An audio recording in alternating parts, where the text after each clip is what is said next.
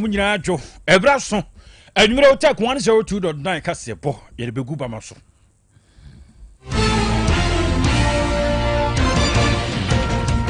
From Samuel Dawson, Eddie can take much and what you knew, Bajabre, near to Sonia Benina, Eddie Asomo. Now, your friends and Samuel did more could temper Bini. Santimebra, Sabra, ye can say 247 to a tossum you do a cassa, and no woman to Cassia song, come out to form no back home, what I say. Woka chama no amanyo force ebre uhui ye ninkaso na ya baba wuramu ewo edom kuma no ne fa wo mo dia baba to dwa kire se office of the special prosecutor ene dia kokko akoso wo ni nyina nkame ya yese aban wote suo wonim ne wo yo pa ene toda wonom eyosa na ya beko kuma se South Government Hospital sabra ye ka se wo mo etia bende ede se ya wo mche se botrobojo endo do ye machine ye friend say ye radiant oba no o say kra na wo motutu na mo bi yentie na achirachirafo aban de won moka Ghana Education Service confirm say wo mo eba betua emu ensomatesen elfo na sabra ya ye kase de sa pan ba betua do nso wo mo huru bon semu a teacher fo ne asa enu so loku edi mo nsem eto so na yabeba wuramu ewo prehim bia ena homachi de ba ena nopa ekoso wasante mantem ha Ghana Immigration Service akwakwachi nkrofo bia wo mo ye tukotena fo wo ma beje wo man abosho elfo na yebeko adum so yinsensem wa ye ba so ne amanfo tuatua ka no mchese o sese de ayiri ekomu ne yebeka se wo mchese ye honkane abo no so Ghana fo akasa de na wormo eka afofo bebre kan ye no ho ene aboabo no ya enumre bremu yi ya de ebremo yemfa aseda bi ema boafo etna siseyia wo boye chidom ma ensam no edema yen omo ebie bia tuma ne bia wo biada amano ne nyoman mu wo tie kase ni be live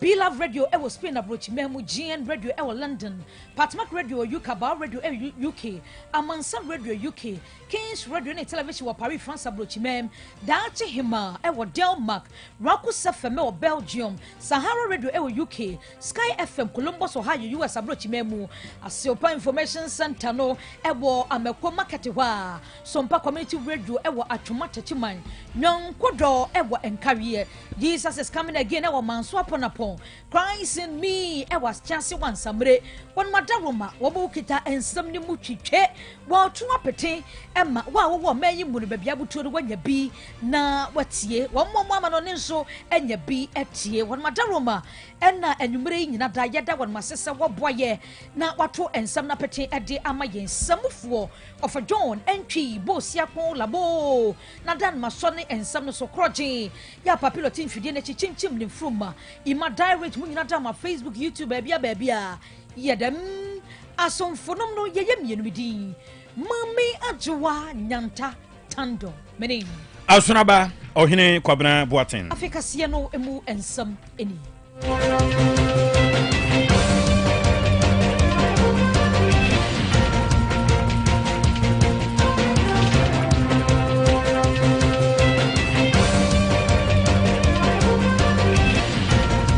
Otec 1029Fm, the pride of Ashanti. Adeshe yemfra se da dwumre nsabro ankasa do yensini pomo ne pot ne huru die edimu akoten na yemfra se afrifie sansempani aka se edambo obebo ne die akono pa no a de ano abo afrifie ebe yakono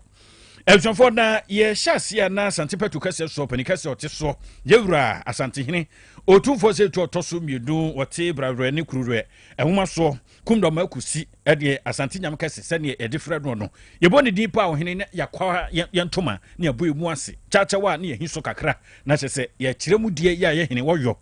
ohene no a wo mutena ye empanikonwa so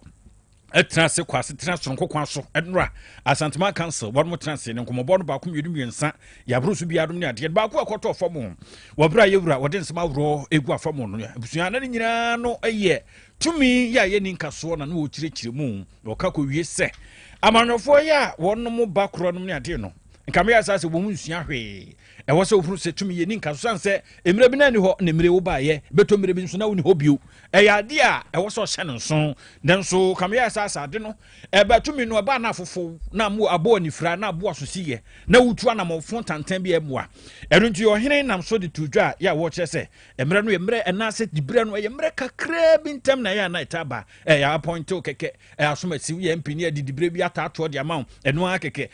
abroso na efrinsa be nwotwe na efri won sakura na wohene kire mu se de nti a wo bo nsem nyina bede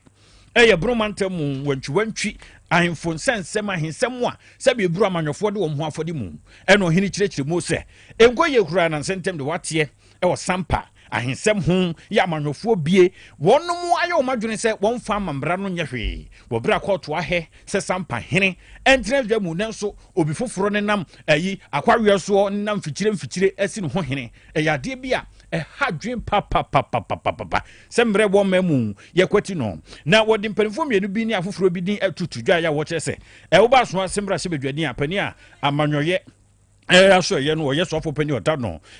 minister Muntaka Mohammed anase Mubarak Mohammed kandi ho na febro mantem so afo Joseph Adey akoboa na fe ko apia mamuodu mu so a won wadi mu akotiri bi wo mu nyina ne nei ase wo mu famre wo mamu enye adwuma kura wo bra wo ko amantim a yesi hene akire so hene ene ntina dwa so abusanfo wo mu ayi no akwa na se so hene no a ya koto ahe no de chese wo mu fa ne die ma no uko wanchinchira nso a sa pepepe na akọ ne nso so wo mu ayi no akwa chese yade a ekoso a hadwene pa sampa se kura de yesi nipa kura no mu wono nam sampa kura mu wo frɛ no so hene no wono ofiri Cote d'Ivoire French fo me ma chekemem ene ofiri ya wo frɛ no ho se wo yo hene wo sampa eti sa de nyina no hene se wo ka gira manwofo se muntie ne ye se mre no wo be kai se na wo tenchen se reserve player enei ene nyame adom no anya bi bo ne beto mre bi no na enti se bium kai ne hye no so yenti wo bra na asante peto so ehini kase otumfo se tu opem so wode ne nsem awro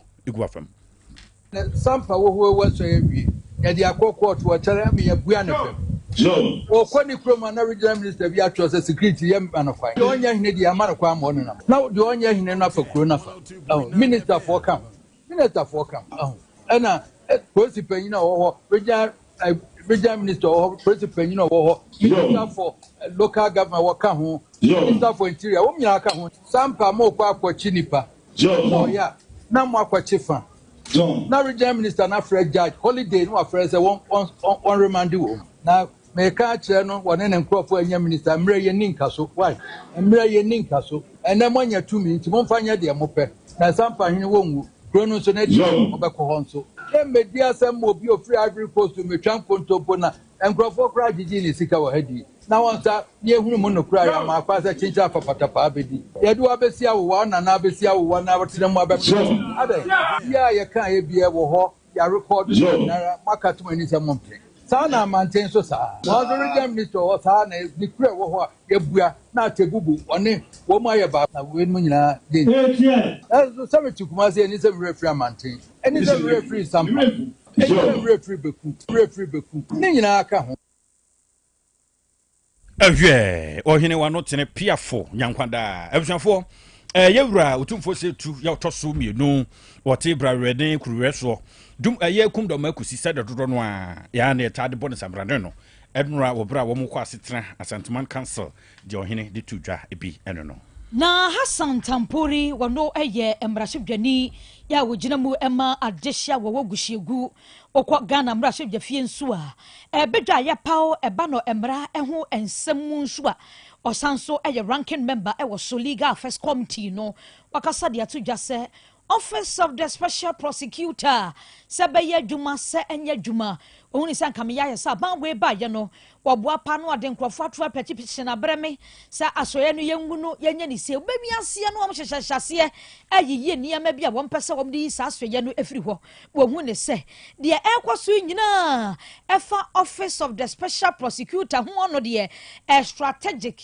woma planning woma hyehye pa en wom san anim ne wom yentia abasa. Of time, the minority sets out the complete chronological sequence for the record of history and the judgments of the Ghanaian public. 3rd December, Martin Kpebu was detained and subsequently released. On 8th December, Majority Leader and Majority Chief Whip came by a private member's motion and bill to repeal the OSP. 10th to 11th December, President Mahama publicly rebukes and says that they must discontinue. 12th December, the very same day, the minority called for the resignation of the leaders of the majority bench. One Noah Adamte files a suit at the Supreme Court. 25th December to 1st January, a coordinated campaign of petitions were mounted against the OSP. On 26th January, Chief Justice Bafuboni determines that not a single petition had a prima facie value. 27th January, the Supreme Court dismisses the OSP's application to be joined as a party to the Adamton suit. On 8th April, Attorney General files submission at the Supreme Court siding with the plaintiff Adamte. 15th April, exactly 1 week later, the High Court grants a quo warranto to Peter Hyde and declares OSP's prosecutorial powers null and void. This is not a sequence of coincidence. It is a campaign, and the minority names it as such. Ania yati ye gushegu mrashebedwani Hassan Tampuri. Na yento so kokuma se South Abanya Sabia Sabri ede aye adwumafo a wonmo hode wani aboabia bu a wanotamu ene say ya mahin ba ko ya odidi wonmo dwuma botrobuju atotoye afidie no radiant aye wo ma ene nkura no a wo makoye kosokwan mu nkoda no a wo mu branson ayifo no pretem fo nkoda no eno a netimi dodo wo mu kama na amakoda yi wonwenwe kakra umchese se afidie no ayanka na mfon aje gombe na wotwe miense ni o ebusonfo ya wo mu edi abobo adum ni adan ya adum ni ade ya umchese hadwen mapum dimpa enkoso wakache ho na wobra ene donation abro bi kokoso wo mpotam ho ene wo mu hihia ene anam so man charge wo facility ho Dr. Rita Fosu Yabua wo ji simpeni apartment ma bro de tudwa wo chese hadwen pa sa koba ne sa ntiwe pa de ade a eboa yesusu emu a aba ne sei de na sese ahwe ya na kofo how ni we ni ede aba ne tie nchemu a wo de man sentwefo I say machines no is na dem nankasa no is anything say machines no so ache the radiant woman may be 10 years into of course with time na no there motherboard waiting like I said na sorry I mean function into am I hospital engineers na behwe but he thinks that we need to replace it anything no say your best way Saman for bedroom betting and pray radiant woman. Uwo obisusuna ofele say bia ye twan fonini betting am my replacement of part Mrs. Swa asena. Ye ni beje ho pa. Isansa we dem kra me nsa nyina to ade ba ko asen. Aya na ha drinker. Eljonfo mami in charge ukopiem wo Kumasi South Government Hospital baby ehwen koda no Dr. Rita Fosu Yabua Na enche yakura ene yebebo mamane sem akyerkyerefo bia wo manyi mu ne picketing kase pa aso ya wo mnehwe homasua ho nsam so akọ ho finance ministry wako ho owe ye petition ne krom de bi koma Dr. Samia ye se aja won na etama mpanyine ho e wo Flagstaff House 21 year no man to mpanyine se on ma ye adwuma ya Sabani betwa won mokana bana kompali egu ho ama wo ma kyerkyerefo atamesh kase pa na asemi ba ye na ka ho ebi ema we kanede empemfo kwade ababa to dwasa wo mo baba betwa sika no kakrakra ene om hyase om betwa bosome na dia bobobobo mu a kosi se wo betwa awie ne senti ye kwa ahoma ne so na ye ne panyina wono ne kasa ema Ghana Education Service Daniel Feyi akodi enkomo ne bisa ne se akyerkyerefo sika ka mu omasho ye no ma confirm say ya baba betua me ya nokura bi wom nokura bi nim ene ensama hodo bi yenkwa homaso na ye ne owura Daniel Feyi eni enkomo mi rati menka mo akwaba eba Otec kase so yo mejo so pa medasi bebe wapom ye de yami ekwa kakra na wonso nyame adom me ho ye yanya ne nteye se sika ke mu ana eye akyerɛkyerɛfoɔ no wɔn esika abo apeso ana wɔn entua ye no ye baba betua na sɛ de te ye no saa na te ye kɔ anim no san ɛho nsam no boye mu kakra yo mamenda na mintia etiefo ne ahwefo mu in fact before I even come to the substantive concern no my main task is to enrap and then what has gone on generally. So we had some teachers here at the new administration the other 2 months they had been recruited na and almost processing of documents back and forth, validation and all that. Now, in fact, it was one of the first issues we came to meet. It came on our neck quickly. I was tackle. Indeed, along the line, we realized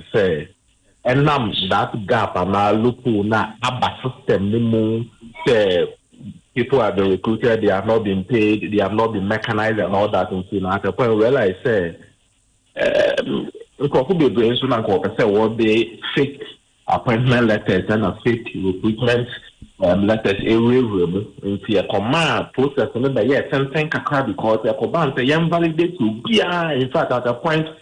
every one of them needed to go back to their original levels to validate themselves and all that. The good news is that after about a year, their monies or arrears have been paid.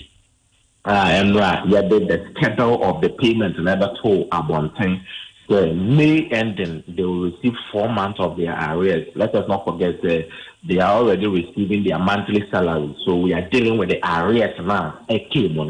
Now May ending, 4 months will be paid. June ending, so another 4 months. July, another 4 months. August ending, we hope to say they do what they now arrears are active for all such newly recruited teachers and now have been paid to them. So that went just yesterday. Na mete wasi ya nese wamu eba masho yeho eba keka wono ho no sika na akamu no matua. The battle definitely, yes. In fact, whilst we're going on with the documentation processes, verification processes, making sure financial clearance is extended for them because at the time I buy, but along the line, of course, it caused some delay. Into almost so efficacy, demonstrate, and that is very right within their right to say demonstrate and all that. I'm talking of that particular group now. They were expressing a lot of concerns through various legitimate avenues, and their monies have been paid a year from May, and then they should be expecting arrears will be paid in installments. Ania wakase May yankwe mo betua die yamra senior high school kakra womo amodeda da senior high school sano no ne na watwa hyase de womo nai ne womo eka and se niema bia boa mom de yaduane ema yenuanom ne yema na womo ss ho no sika no kura na mampo no maka so de kwakoto makontosu ne nyadoa ne ade nam no ne kosua no kura baba be yaduane ama womo wo suku ho kura no womanya bia di na de ba ya kura na agya nkrofo ayam hihye se koba saade a ene na suku no yantumu na enkwada no womo metena fie peku gs muso musan de na moka yo ma mendat na yen taking no nkaka. The first level is that there's no food crisis in our schools. Yenya food crisis bien say generally can food crisis are let us say we are even talking of say the buying in new hall and I said there's a problem with the feeding of our students.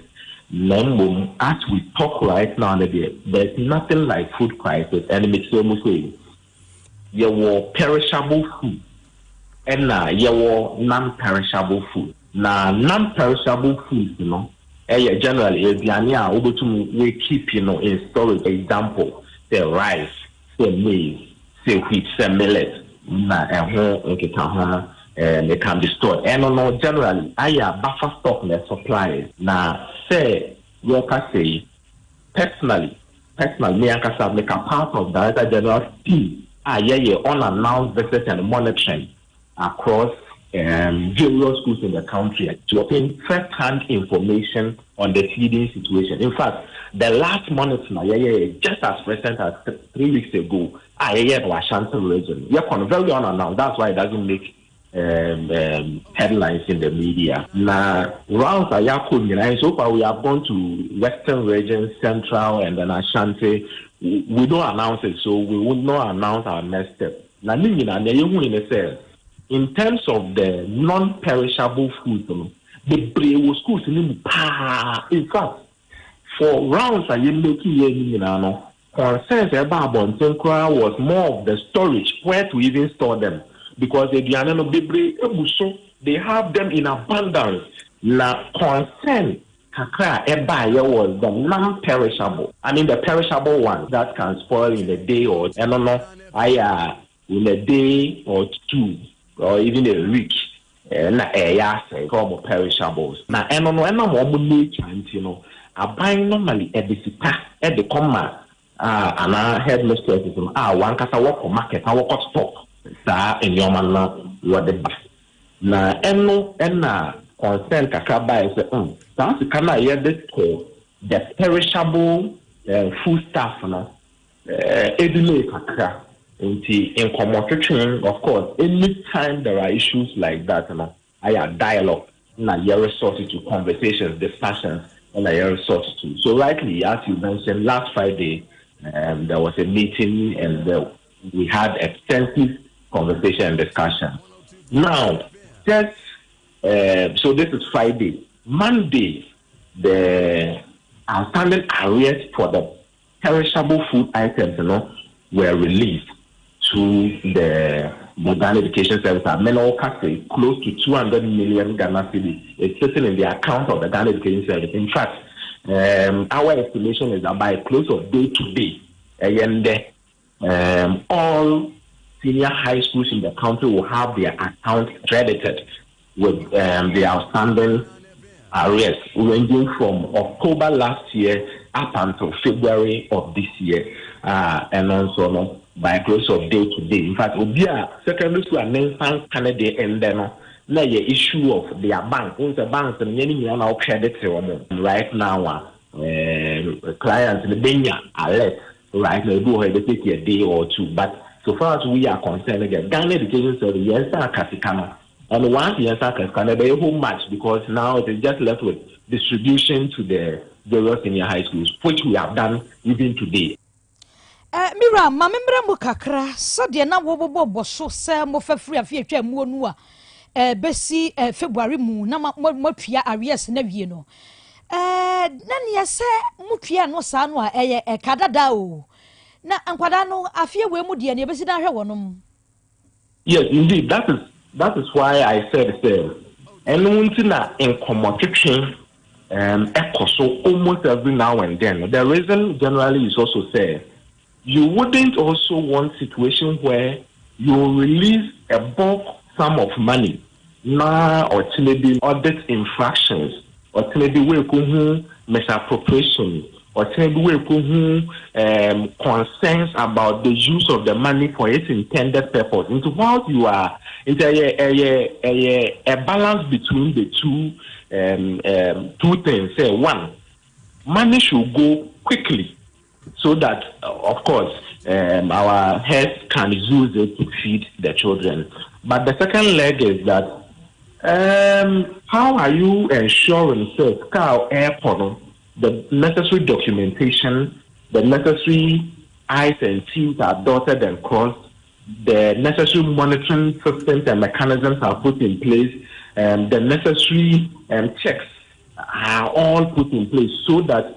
you won't release the money and tomorrow come to answer questions as we release it, call him for why no you see what the thought then what the fine you wouldn't want that. And see those discussions and the need to be diligent, the need to be cautious in the release of some of these fundings, and they need to make sure say the appropriate quarters or the appropriate person and they are using it for the intended purpose and all that. Sometimes by the time you end up making sure say there's a very diligent use and more transparent and efficient reimbursement of these funds.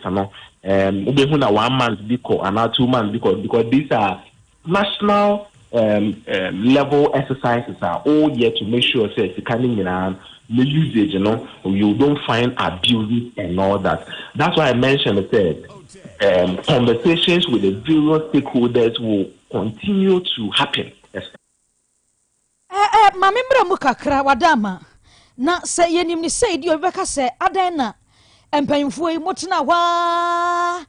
ema chasefuo beka se womo eba be keka wonom ho ansakura na mutua na mo se sikai mudi kweyi.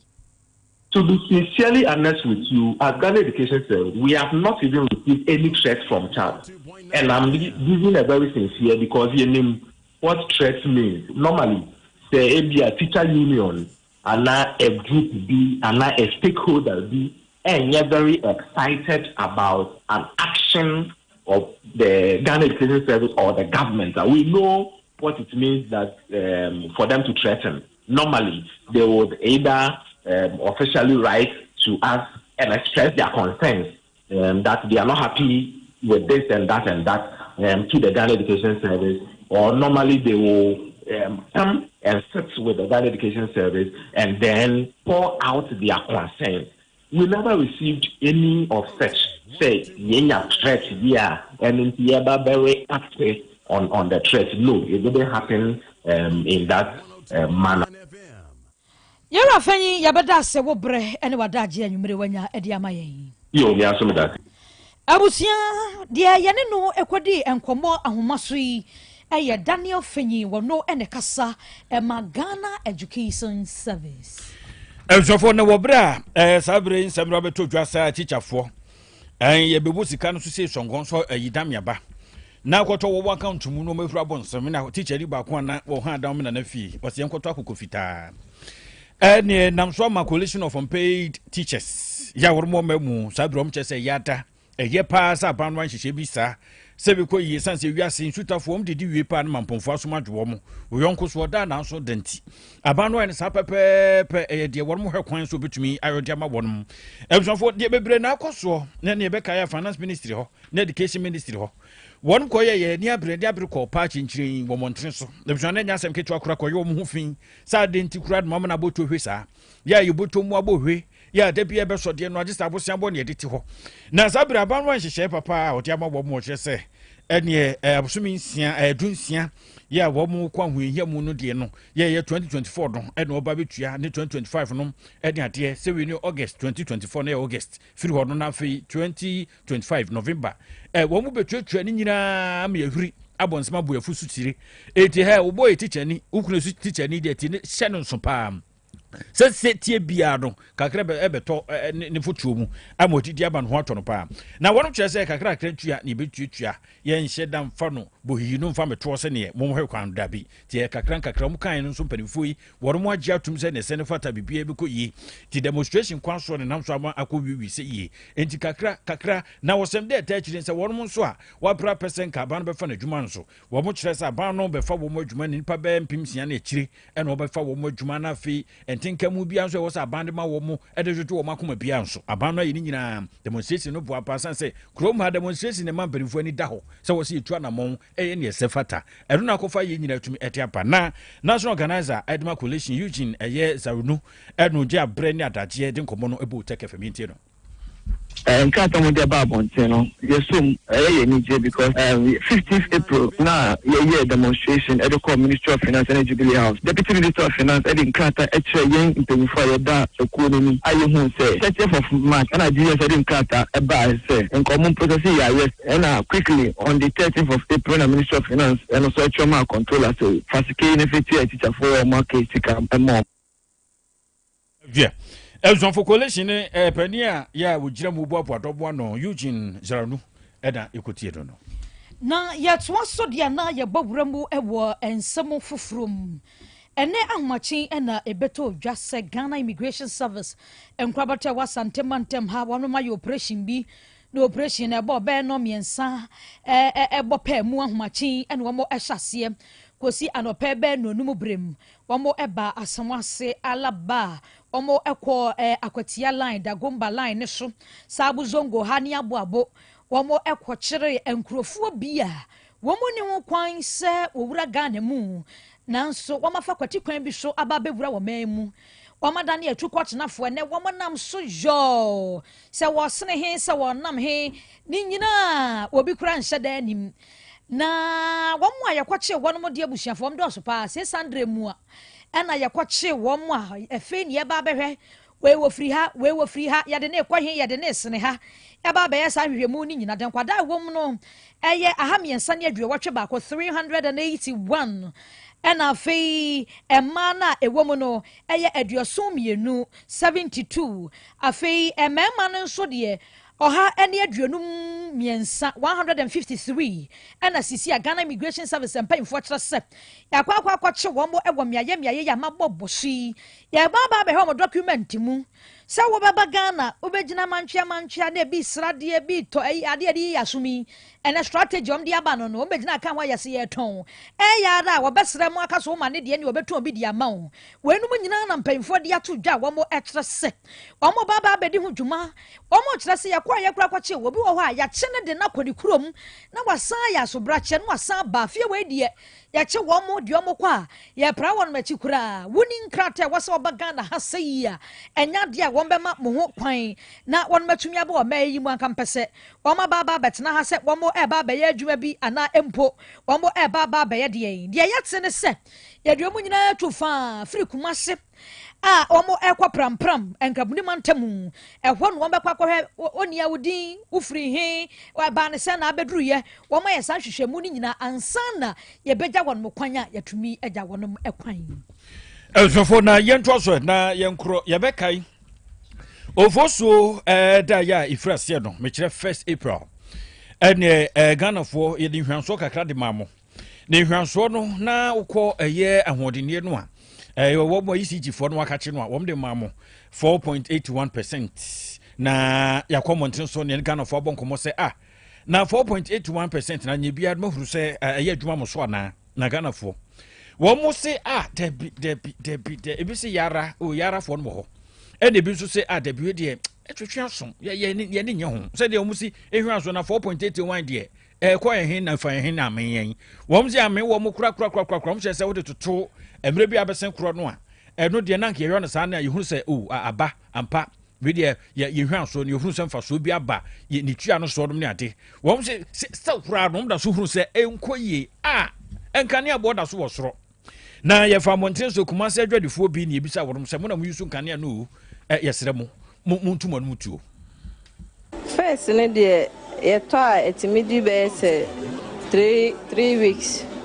But see, I thought 1 week a cranasa. First, I thought within the range of 1,000 to 1,500. But I don't know pon the crap on, and to me in the end, you bear 2 weeks po nasa. Nancy and the toy, last week, Nessa and Yakotobi. And no, within 1,500 range in a toy. Needy bear, I think 10 days. In June 2 weeks, grand is signed. Into a cry a toy and Nancy and the Kawashi cry within this week, grand, a best summer as a sort of for account. Until life need they cause you me too much. This I be am bahokra. First, near 250 cedis. Maybe I a dear call for 1 week. But they say in a day, your tar in June, and I'm more than you do light in the crown, not almost so. Na asakra bi wa 3 days na 50 cedi na asa ebi wa krampo ye dum no na ye sokra na ebi wa 2 days nti emboa ye nkra ti mo hwe no mo mpe bibi enye mfa ho nti nsi hye ensan de hwe emai ye hu hwe da dada na te se de ye hu hwe se de tie no esa ye nya hu any improvement bia Elfofo yate ye hungu montin so Ghana fo bi wormadwen kirefa enkane a wo mo kire se ye hwan so rom se anya wo hwe ampoma wo akoye kirema mensin hwan so fa so bi ama so ehwe adehye ha na brema kwa me de no nsia brem kase bonsebru a yɛde nyinaa board better no yɛde ato pono so ɛde ababoa na mɔtenti bi ampani sɛ kɔso aboboa no yɛde ɛsi wɔ French boys sa kɔnwumere yi ɛnsɛbrɔne na pamfo na napia ka ho bi gyeni boate nkɔkɔ tɔ papilo enoba ankre samnom wɔn nyinaa na boayɛ adutwumwa ho aha otuntum wɔn nyinaa suzie ai da yidin bɔnwom no ɔyɛ bakisi wɔn nyinaa na boayɛ maka sɛ bɔne yɛ de papilo tena fidie no akyi sanso na Kwame Direct wɔn nso de to Facebook no so fɛfɛfɛfɛfɛ nwumere yi kɔkɔɔ mmienu na ɛba ɔbaa baako bɛɛba baako asonaba ɔhene Kwabena Boaten mene menu aba fɛfɛɛfɛ mame adwowa nyanta tando Kwabena yɛ kɔno birthday baako wa fa wo mu ne yɛnkɔ fa wo mu nti happy birthday we ɛkɔ ɛde ama Bridget happy special birthday to you nkɔfoɔ na afro de asahema ama super baby girl kwatenten dia hodi ewom ena kwakɔyɛ wa woda die unua ba me wish you the best of luck dia wo bo humpa ye biada yesre wa Awurade ho se wonfa ema happy special birthday to you ama Awurade enye wo kase pa Kwabena oh beautiful smile pa ama super no yo elsanfo nti de ho nyina betoatoa so se ne dai ye do no e dia bam ye de mase eburu enyado setting the trends that others can only follow. Otec 1029 FM, the pride of Ashanti. Otec